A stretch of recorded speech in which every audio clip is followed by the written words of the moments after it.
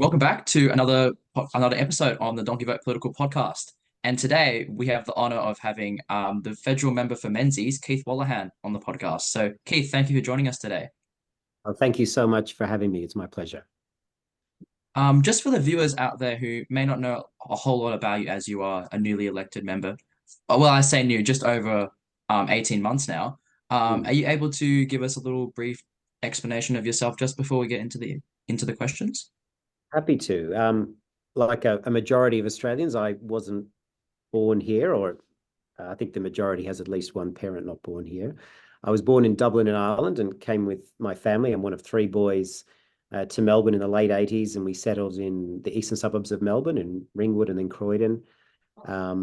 Went to local public schools, and then I went to university, studied economics and politics and law.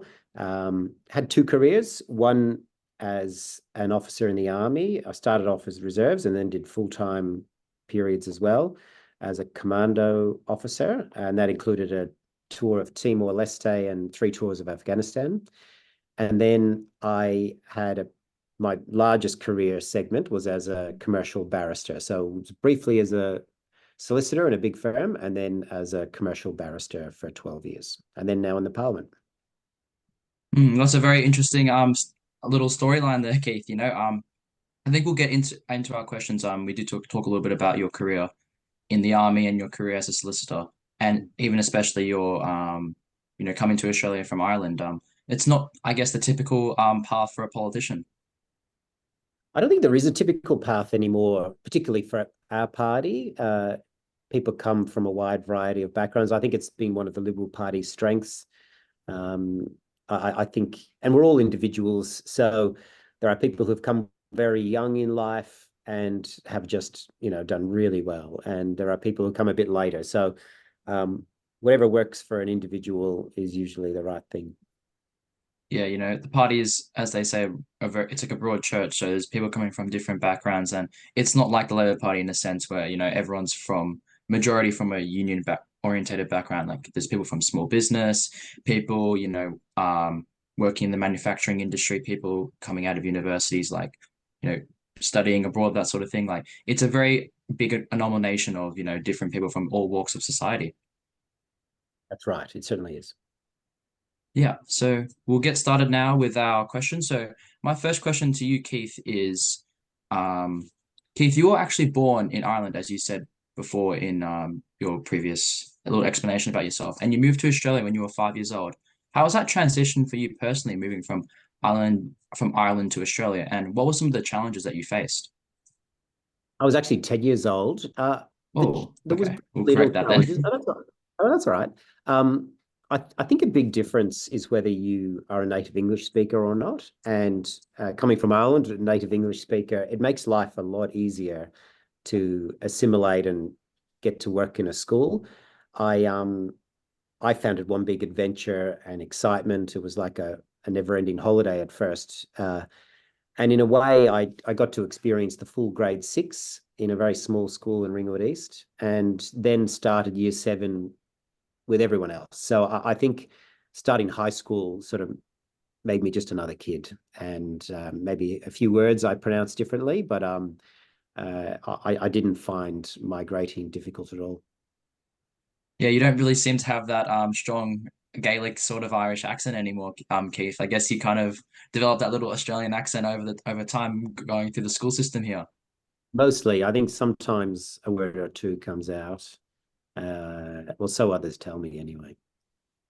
Yeah, so you moved here when you were 10 years old. So do you have a lot of memories from your time in Ireland, especially, or do you have any I do. favorite things like from school, for example, or anything like that? I do. I remember we grew up in Dublin, but in the countryside of Dublin. So our property had a river running through it with a big rope and a tree over it. My grandparents lived on the other side of a mountain that we used to walk through a forest to get to them, and often do that without telling our parents. So it was, in many respects, it was like a country childhood, which people who grew up in the country are very grateful for. So I'm certainly grateful for a country primary school upbringing. Yeah. And I myself as well, actually my father's family is originally from Ireland, so they came to Really? Australia in the 1860s. So they're from County Clare, which Oh, is the whole west coast. So I kind of get that little bit of, moving, not necessarily, but we do kind of share a little bit of a Irish background in that sort of sense. Bay is lovely. It's got these huge cliffs called the Cliffs of Moher, which Yeah. amazing. Have you been out there before, Keith, or? I have, yeah. I went back 2 decades ago with my dad, and yeah, beautiful spot. Yeah, it really is. I've been out there once as well, so hopefully in the future I can go back and because I still have some very distinct relatives there, like third, fourth cousins that are still based in where our hometown is. So it's it's called Kilmer Hill, which is about I think 30 minutes away from Ennis, the main city in County Clare. So yeah, I still have some family around there. So hopefully down the line I could probably go back. And yeah, hopefully for you as well, Keith, you could go back down to Ireland and yeah, see your family there because I'm still assuming you've got some cousins there and some aunts and uncles. I do have some, although like most people all around the world now. Yeah, it's crazy, you know. We'll now get into our second question. Tobias. Yeah, you kind of touched on this, but how was your high school and university life, and do you have any memorable moments? I had very fortunate education experience at high school and then at university.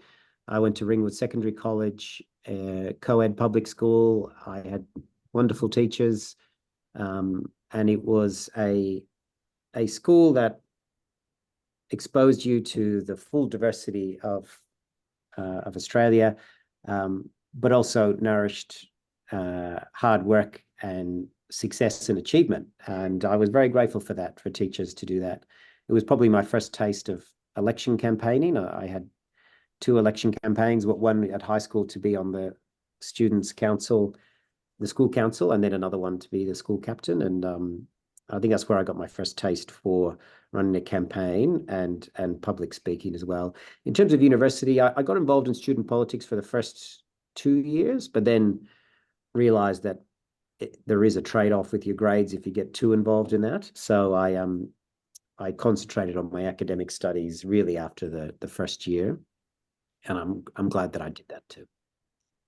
Yeah, because university politics is pretty, I guess it's pretty big in Australia in a sense, because, we have a lot of, especially young liberal clubs in universities all across Victoria and interstate. And there's young Labour clubs, of course, and of course you have your young socialist clubs and that sort of thing. So it's a really good area, I guess, to get yourself started within politics. But as you did say, it's important as well to focus on your studies because, that is kind of why you're there. It's half socializing, but at the same time you're there to get a degree and to move into the workforce, so it's important as well to focus on your academics at the same time. That's right. It's easy to be seduced by the intensity of student politics, but I think you learn pretty quickly that outside of the bubble of university, it's not as important as you might think it is. Yeah, and even in your case, Keith, you came into Parliament 20 years or so after your university life. So even if you're not involved in university politics straight away, it doesn't necessarily mean you can't get into politics later on in life and run for Parliament. Of course. Yeah. All right, then we'll move on to our next question. So this was actually a question for George, but he unfortunately couldn't be with us. But yeah, so our question is, his question actually is, how was your transition from the army to politics? You also used to work as a barrister, correct me if I'm wrong. What would you say overall are the differences between being in the army and working as a barrister and becoming a politician? So comparing those three career paths. I think I'd probably focus on the things that they have in common. They all have in common as a leader in the military or an advocate in court or an advocate representative in the parliament, your primary professional tool is communication. So whether it was giving orders in Afghanistan or coming up with a plan that was executed by your platoon, or convincing a jury or a judge or making a speech in parliament, your ability to take a complex problem, think about it carefully, consult with your colleagues, the people who work for you and with you and above you, and then to articulate that in a clear way, I think was a skill that mattered for all three. And I also think in all three, there's a common challenge that you have to deal with, which is that in all of the complexity of politics, combat, or law, communication is a way to deal with the complexity. And the more you communicate informally and then formally, the better you are. And then finally, what they all have in common is, in the end, you are fighting for someone else, not yourself. And in court, you're fighting for either a business or a person. Either the business, its very existence might hinge on a trial, or for a person, their liberty. In combat, you're obviously fighting for the nation, but also for the mission and the safe return of the soldiers that are under your care and responsibility. And same in politics. I represent a seat that has 170,000 people. I have to put their interests before my own all the time. So in a way, all three combined in a way that I think has made me a better representative. Yeah. Are you able to talk a little bit more about your career in the army, especially because I know you did serve in Afghanistan and you have a lot of great memories from being the captain there, as you said. So if you're able to talk a little bit more about that, that'd be great. No, happy to. And for your listeners, there's a podcast, if you look on YouTube, called Life on the Line. If you say Life on the Line, Wolahan, there's a 1 hour podcast I do just about that. But in it, I talk about the different experiences I had in each of the 3 Afghanistan tours, as well as the Timor one. But the professional highlight, was being a commander. So the second Afghanistan tour, where I was a platoon commander, I had 30 commando and some SAS members under my command. But you would often go on a mission with up to 80, because you'd add Afghan army, Afghan police, medics, engineers, bomb disposal technicians, a wide variety of other skills, and interpreters. We'd often have 7 or 8 interpreters, signals experts. So when you rolled out the gate with the full convoy of Bushmasters, or you got on helicopters, it was a much larger moving machine than it looks on an org chart. Yeah, and especially, yeah. yeah, you can continue, Keith. Yeah, sure. And I was going to say, but in terms of, everyone's experience in combat is different. But I think it's fair to say, for most people, there are peaks of high intensity, like the highest of intensity, where, it's life or death. But for you, your team, and for those who you're opposed to. But then in between that, there is, periods of normality, and sometimes for others, boredom. I was never bored, because I was always planning the next mission. But war is often described as, 99% boredom and 1% terror. I think that's a fair description of modern counterinsurgency warfare. Yeah, and I think especially, from what we see on the outside as well, it's all, we all just think it's all warfare constantly 24/7. But as you did say, there's a lot of boredom and there's a lot of downtime to yourself. And I think especially in those moments in time, like it's really important that your mentality is a strong one, because, you are bored all of the time, you're with, it's kind of similar, I guess, to politics. You're with people that you don't really decide to be with, you're kind of forced in that sort of sense to hang around these sort of people. So you have to work with people and work on relationships in that sort of sense. So it is, I guess, as you said before, it is a pretty similar sort of scope to politics in a sense. A little bit. I mean, but the boredom part's more of a cliche. I mean, to be fair to everyone that was there was very little time for boredom. But I think just compared to the threat to life and terror, that's probably a word that describes that moment. But that's right. And same in life. It's life isn't a constant linear experience of intensity. There are periods where it really matters, and you're really under the pump. So, for example, I was on Q&A 3 times this year, and that moment when you look down the camera and answer a question, that's a period of high intensity and consequence, and you should do your best. And it can either be something that moves things forward, or it brings you crashing back Backfire at the same time. Right. It's the high risk, high reward trade-off. Exactly. As you said in the Q&A, if you give a decent answer to a question, you could get a lot lot more bite, and people will be more attracted to what you say. But if you answer in the wrong sort of way, people will get a notion that you might not necessarily be the right person for the right job or something like in those sort of senses. Of course. Yeah. Yeah. So I know. So our next question, I believe, is with Tobias, and I know you kind of did answer this a bit, but if you could give us a little bit more, I guess, information on this sort of thing, that would be great. So Tobias. Yeah, uh, are there any similarities between the army and your current career, politics? Other than so there's the communication thread, that's very important. There's dealing with uncertainty. There are the peaks and troughs of intensity. But I think the other commonality is that in the end, it's about people.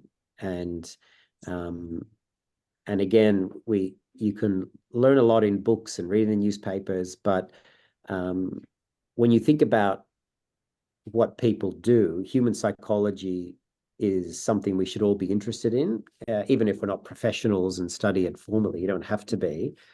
But I often think about, when you think about war is ultimately not the destruction of your enemy. It is breaking his or her will to fight. That's why deterrence is so important in war, because the best battle is the one you never have to fight. That you have intimidated or made the assessment or the calculation of conflict not worth it. That is top end defense strategy or sometimes tactics. I think so that human psychology of the will to fight is very important, and you can break someone's will in a variety of different ways. And for democracies, the political pressure on a democracy matters. That's something autocracies don't have to deal with, not in the same way. In terms of elections and being a politician, in terms of getting re-elected, you have to imagine the human in the privacy of the polling booth on election day. What are they thinking?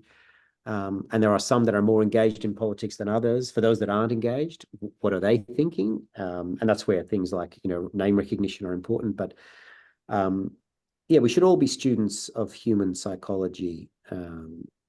I think that's a common link through them.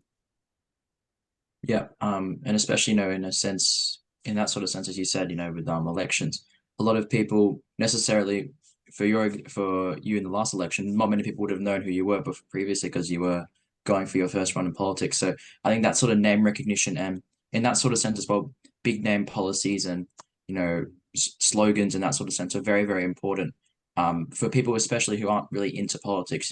That sort of in an advertising campaign, a 15, 30-minute ad can do a lot of big difference, especially for people who necessarily wouldn't be there watching Question Time, who wouldn't be there, watching parliamentary committees and that sort of thing, like who aren't avidly into politics. Like those sort of small 15 to 30-minute campaign advertisements and hitting the ground, as you said, campaigning in your seat, connecting with the community are so important. Well, that's right, and it's not a criticism of anyone. I mean, some people are doing much more important work than being engaged with political discussions every day. But you rely on the comfort of groups. So if people you trust and rely upon have a particular view and you trust them, then that will resonate. Or if there's a campaign slogan that reflects, again, takes complexity and makes it easy to understand, that's good communication skills. And communication, as you said before, and in all the roles you've had and all your careers, is so important, especially within the army and within politics, because as you did say before, if you don't communicate with your team in your brigade in the army, for example, they're not going to know what's going to be happening. And if you don't communicate with your constituents in a political sort of way, they're not going to, in turn, probably not willing to vote you back into parliament because, as you did say before, you are a representative and you are representing a whole community of people within Menzies and in your area. So you're there to listen to them. And if you're not actually listening to them, in turn, they probably won't vote you back in. That's right. Yeah. So we'll now move on to our next question. I think that's with me. So Okay, so what made you run in the 2022 election? And especially what made you run for the Liberal Party? Well, I joined the Liberal Party when I was 18, for a variety of reasons, but the two things that drove me was the um, seeing how better the Liberal Party were at economic managers. And my father was in a small business background, and he was hit hard in the 1990s recession. And then just a sense of the principles and values that the Liberal Party holds dear, I realized were ones that I held dear. And the first one that really struck me was the importance of freedom of speech. I really believe that is a grounding value that feeds into a lot of the other rights that we hold dear. Um, but you try before you buy, and so my first exposure was the Melbourne Uni Liberal Club, and then from there the party, and you meet people that you like, and you go down the rabbit hole. In terms of when I decided to run, probably a few years before 2022, and obviously the pre-selection is before that again. That was in 2021. It was supposed to be in 2020, but COVID hit. Um, so I particularly after Afghanistan and my experiences there, I felt like I had something to offer. And you don't know if you're going to win a pre-selection, but you do your best and you put your best foot forward and see how it goes. So I was happy to take that chance. Yeah, and I think your pre-selection was pretty well publicized as well. I do remember in 2021 they were talking about this. I think the ABC labeled you as a Afghan veteran who, because at the time you did beat Kevin Andrews, who was a long-standing sitting member for Menzies. So it was a big deal at that time. It was a pretty big change of events, and kind of like in a sense, the new person rolling into the Liberal Party. Well, look, it's unusual for a challenge to be successful. I think the last one in Victoria was probably Peter Costello in 1989. But there's since been others. Mary Aldred has just been endorsed in her pre-selection. In Monash.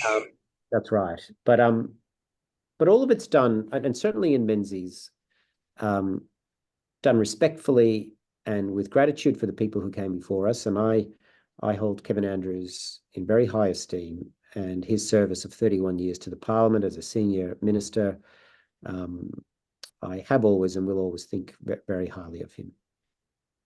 Are you still in contact with Kevin? And do you, in that sort of sense, like try and lead off him and get some advice of him because he's a very, very distinguished member of Parliament, being there Oh, for look, such a long period of time? yeah. Well, parliamentarians like to keep those sort of things private, but I'm happy to say yes, we are. We do stay in touch. Oh, okay. Yeah, that's good. That's good to hear. Yeah, so we'll now move on to our next question. This again was for George, but Tobias will ask it on his Okay. behalf. Yes. Who would you say is your political role model, and idol? Um, I'm inspired by various figures in history, but I wouldn't describe any of them as idols. In the end, democracies are imperfect, and there are people who inspire me and have done great things in history, but all of them are, when you look at it, they're flawed human beings. Exactly. No one's perfect. No, and I do think to engage, I mean, the word is hagiography, where you attach enormous weight to a particular person and their name. I think in a way that can sometimes run counter to your belief in democracy. So of course I'm inspired by and have read a lot of their biographies and speeches, leaders such as Winston Churchill and Margaret Thatcher and Ronald Reagan and many others. But there's some that aren't often as well known, that you draw inspiration from. Um, I look to leaders who were successful and people of character in times of great challenge. So Abraham Lincoln's period as president is really one that I admire. The whole very existence of the United States was in question, and there's a reason his statue is one of the biggest in the United States and has such prominence. But I'm also inspired by people who aren't holding official public positions, one of the things you see as a member of parliament is volunteers and volunteer community leaders who make a real difference. And they're core to our community and our democracy, and they inspire me too. So I haven't really answered your question, but I'm not someone who has a particular person as my hero. I'm inspired by a wide variety of historical figures. Yeah, and I think Tobias can agree with this as well.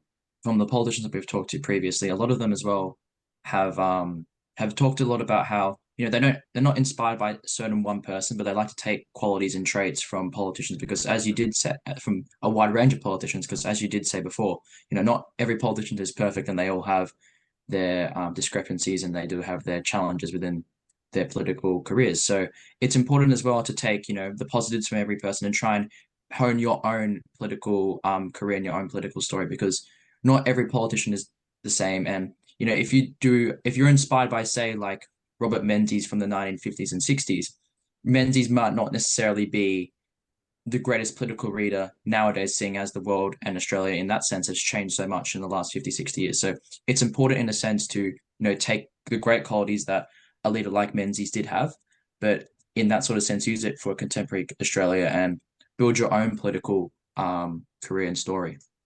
Well, that's right. And two examples are, I'm particularly inspired by Robert Menzies' focus on home ownership. I'm particularly inspired by John Howard's recognition of aspirational Australians. And I think he tapped into something in the 1990s that has become more pronounced in modern politics today. Yeah, and I think Tobias can agree as well. We've had a lot of Liberal federal politicians that have talked a lot about John Howard. So he's a great leader in that sort of sense to look up to. And you did touch on home ownership as well. I think that's something that you've really pushed as well within Parliament. That's really good for us and the younger generation to see, because, in the next couple of years, me and Tobias and our listeners out there who are young will be looking to buy their first homes. And when you're looking at the housing market currently, it is pretty scary seeing houses within our area of Point Cook going upwards of $1 million a year. And, you're thinking as if, how am I going to ever afford to buy a house in this sort of climate? So we do really appreciate your work within that sort of sphere, Keith. No, my pleasure. Well, the average house for metropolitan Melbourne's in the 900s, 950 or 970. And unless you're part of a couple, the average wage in order to save the required deposit and all of the other taxes and fees is $189,000. That rules out most people who, for buying the average house on the average wage for buying in Melbourne. So there is a disconnect that hasn't been there before. Yeah, and I don't know if you want to say on the podcast right now, but do you have any implementations or any policies that you think that should be added to try and solve this housing crisis? One thing I have learned is not to announce policy on podcasts or media. There is a very deliberative process for policy making, and as there should be. So yeah, but certainly doing the work. But I think next year and close to the campaigns, when you'll see proposals put forward by the coalition. Yeah, and hopefully those can get pushed through, because we do really need any sort of help in the housing crisis right now, because it is a really big issue. And hopefully the coalition can put forward some great policies that can be implemented. Even if they're not, even if you guys don't win the 2025 federal election, the Labor Party in a sense could, take those policies and work on it and implement it themselves if they are returned to government. So we'll see what happens. Yes.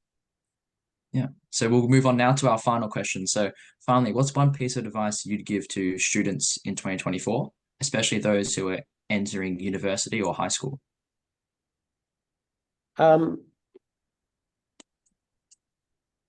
Stumped you there. Yeah, no, that's all right. It's I would just say you're still learning about yourself as well as the world. And as you learn about yourself, you do that best when you try different things. So when I think of the things that guided my life, they were all things I walked into in orientation week. So I saw a green tent in the quadrangle at Melbourne Uni. I just walked into it because I didn't know what was inside, and it was an army tent. I saw a table for the Melbourne Uni Liberal Club, and I put my name down on a expression of interest because I didn't know any better. And the things that drove me to do that was curiosity. So as we're trying to find out about ourselves in the world, embrace your inner curiosity. It won't kill you. And the things that define your life decades after might be just something that you took a chance on in those first few weeks at university. So it's a great time of life. And yeah, enjoy it, make friends, and you come out of it learning as much about yourself as the world. Yeah, because in that sort of sense, the world is basically just a big book, and you're learning every single day. So take every opportunity as a learning experience, and try and use every opportunity as the best you can. Because even I think we've talked to many politicians before, and a lot of them have had career changes in their lives, and you've had it as well. From being a solicitor to join the army to becoming a politician. So there's no set in stone way that you can live your life nowadays, and things do change, and your interests do change, and there's so many opportunities nowadays to change careers and move forward. But always having that growth sort of mindset and that learning sort of mindset, I think, from what I've seen, will make you the best person that you can be.